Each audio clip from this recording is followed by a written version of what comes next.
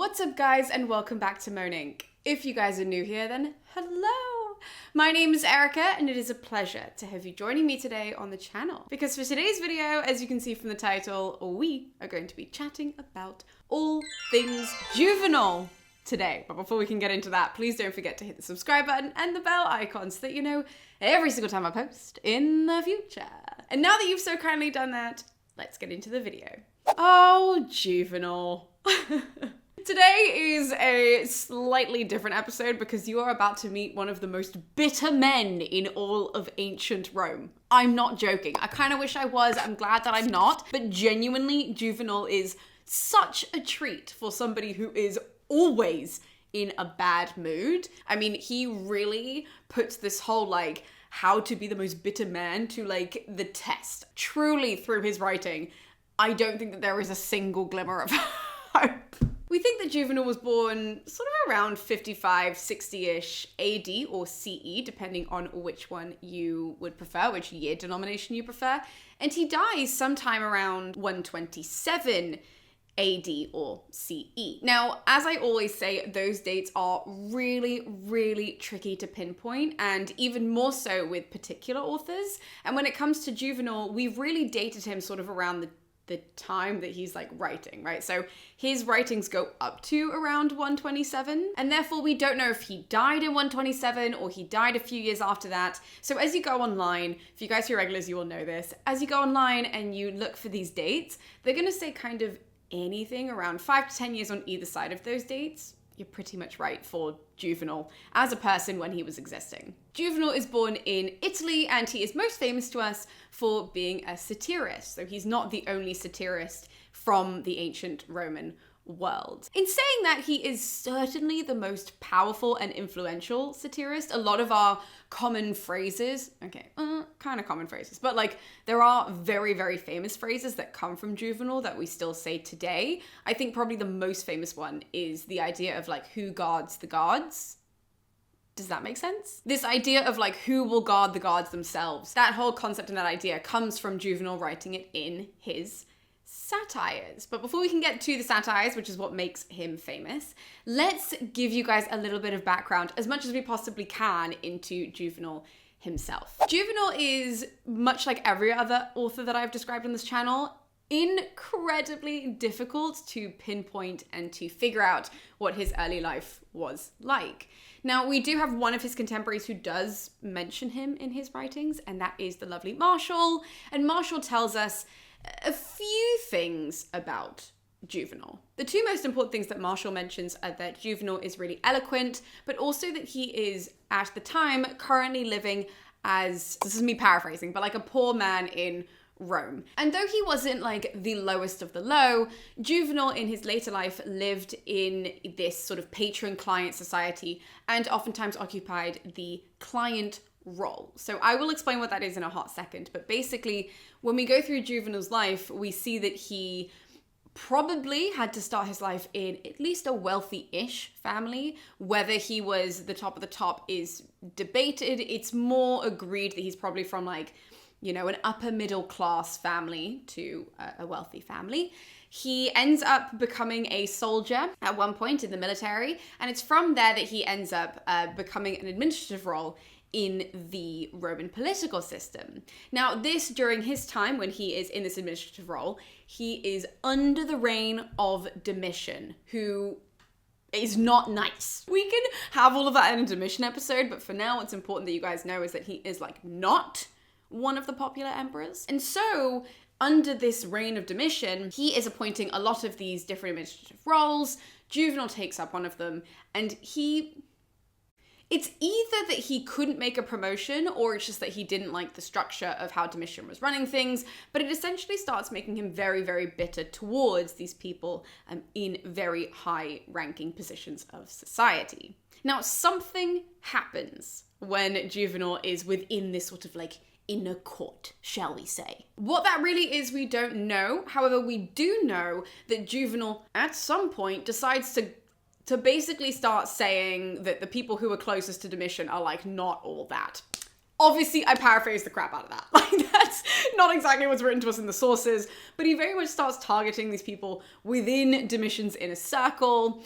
He doesn't like them, and he says that they're, really corrupt and all this kind of stuff. And this causes Domitian not only to fire him, but to also exile him and send him to Egypt. Luckily for Juvenal, though, Domitian is assassinated in 96, which is great for him because it means that he can come back to Rome. And it's during these years that he starts dedicating his life to writing. Now, as I said at the start of this, Juvenal is a satirist, which means that he publishes his satires. And these are the most famous, I think they're the most famous satires ever written, if I'm not mistaken. I might just be pushing him because he's an ancient Roman, but he is definitely the author of some of the most famous satires to have ever been published throughout history. Now, his satires come down to us in 6 books, and there are 16 satires in total. Well, okay, technically there were 15 extant satires, and then we have fragments of 16. Book 1 of Juvenal satires show us satires 1 to 5. Book 2, satire 6. Book 3, satires 7 to 9.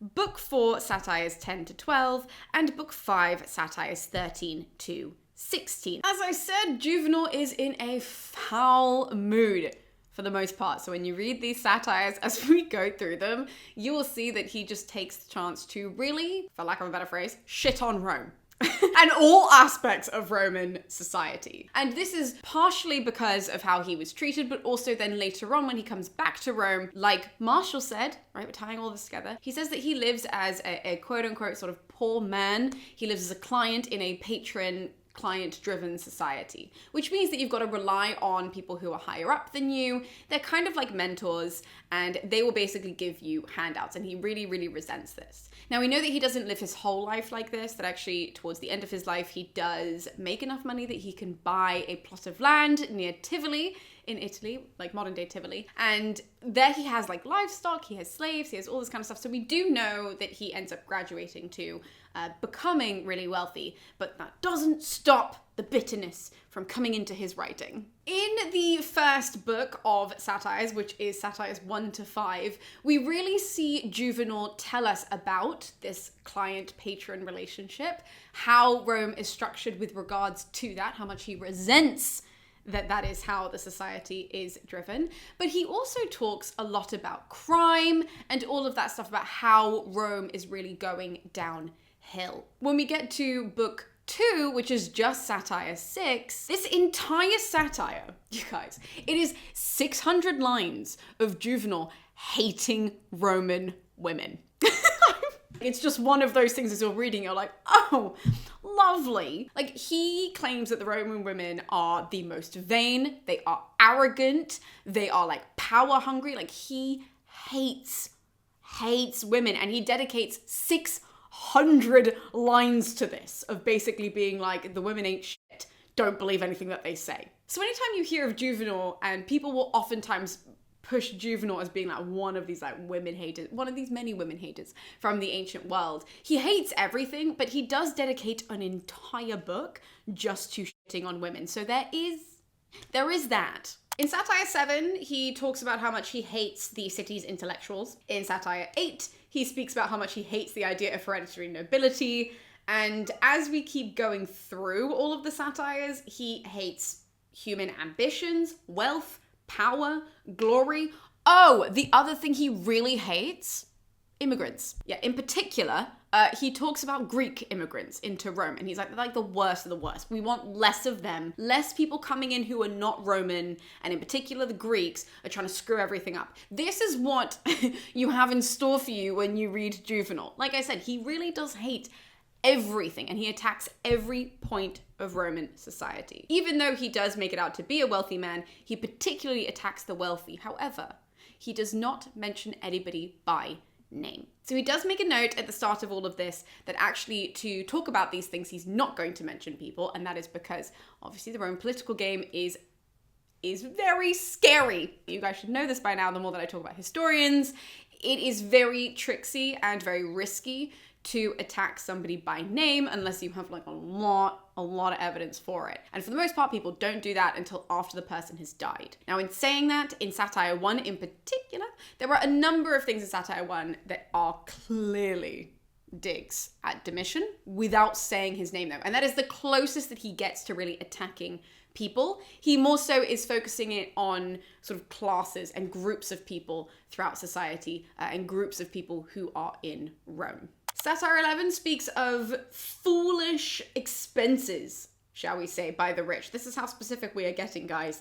And up until Satire 14, he talks about greed. And he talks about parents who teach their children about greed. Satire 15 is talking about human cruelty, when it talks about riots and things like that, and how humans are far, far more cruel than animals. Now, the unfinished and final Satire 16, he sort of hopes to address the privileges of the professional soldiers over other people in Roman society. So as you can see, Juvenal is an absolute delight. He really is. Now, why is it important to read Juvenal? Okay, after describing all of these satires, and he is so bitter about everything, why do we read him today?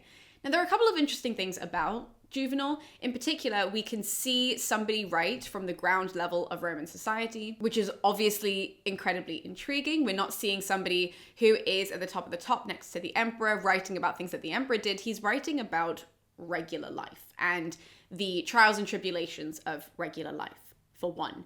For two, what's interesting about Juvenal is that he, like I said, he has to go into exile. And so when he comes back, he's angry when he goes into exile. And he's angry before that. But when he comes back from exile, he's seeing Rome through a completely new set of eyes, which makes this a really, really fascinating read. That he's angry and then he's kind of seeing everything through that lens, but also anew. So we can kind of look at Juvenal that way and pass him in that sense as well. Now, lastly, when it comes to the satirist, he is not necessarily well received at his time in Rome. Now, this is interesting because, I mean, for a number of different reasons it's interesting, but most importantly, it's interesting that he just kind of keeps going as well. Like, he just writes and he's like, I don't care if anybody likes me. These are my opinions. And most scholars think that it's because of how bitter he is that he alienates a lot of his contemporaries. He alienates a lot of the people of Rome at the time. They don't want to engage with him, in particular with the way that he is attacking such things unapologetically. Like, he's not saying, oh, here are some good things about it. He is saying, here is all of the problems that we have with our current society. I hate it. It sucks to be here. Women are the worst. Like, what are we supposed to do? Kind of a thing, right? So he is just very outwardly hateful. And it isn't actually until much later, until the Christian authors kind of start coming in, that Juvenal starts being read and he starts being quoted. So how we started this video is talking about who will guard the guards themselves.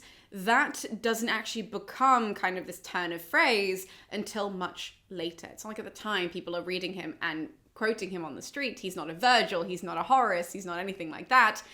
He is very much somebody who was a slow burn when it came to people appreciating his work. That doesn't mean that people throughout all of history are agreeing with Juvenal. They're absolutely not. There's a lot of critical thinking. But again, understanding the importance of having such a text like that from somebody like Juvenal, right? From somebody as bitter, from somebody who had been weighed down by society in such a way that he was. How is he writing? How is he thinking? All of that kind of stuff, especially now, is so important to us today. With all that being said, though, I will be linking some free resources in the description below in case you are curious to read Juvenal before we get to him on the channel.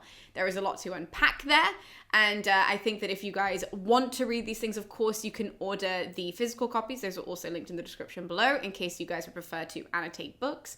But it is important that I always stress to you guys, you can access all of these ancient sources pretty much for free online, in particular by Perseus. This is not sponsored by Perseus, but I'm a big fan of Perseus, and they do a wonderful job of uploading all of these ancient sources in both the original language and in English. So when you open up Perseus and you type in the text that you want and you go through the text, you can hit focus or load for languages, which means that then as you click the words in the ancient language, they will also tell you what part of speech they are and all of that kind of stuff. So if you are trying to learn the languages as well and read the ancient languages, Perseus is a really, really great place to start before you graduate to things like the lobes or the loebs. I say lobes, lots of people say loebs. But before you graduate to that, Perseus is a really, really great place to help you break those things down.